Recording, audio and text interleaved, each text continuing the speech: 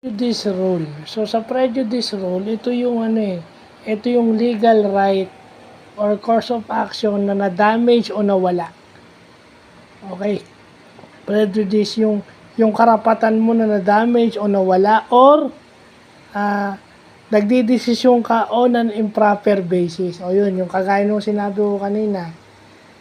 Kaya implemented yung sub judice rule dahil iniiwasan mo magka-prejudice. Kumbaga, ma-impluwensyahan mo yung maka-influence sa decision ng korte without examining all the facts. Yun yung prejudice na tinatawag. So, yan, maganda na pag-aaralan natin yan. Kasi ako, lalabas sa isip ko, paano mo i-apply yung sub judice rule kung wala pang kaso, wala pang reklamo? I mean, wala pang formally isinasampa sa piskal. Yeah?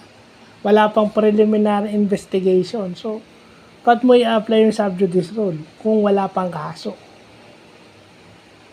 So, paano mo, kasi, ang inaano nila, kasi baka maka-influence dun sa, kahit wala pang kaso, baka, pag nagkaroon ng kaso, maka-influence dun sa sinabi. Ayan ang hirap kaya kailangan busisiin, examining maigi. Kasi minsan, kaya nagkakaroon ng prejudice rule without examining or without, without summoning or papasubpina yung mga witnesses, yung mga ebidensya, minsan hindi kompleto. At minsan, yung isda nahuhuli sa sariling bibig, kaya ka nagiging prejudice. Kasi ikaw mismo takot sa sarili mong multo. So, yun lang po.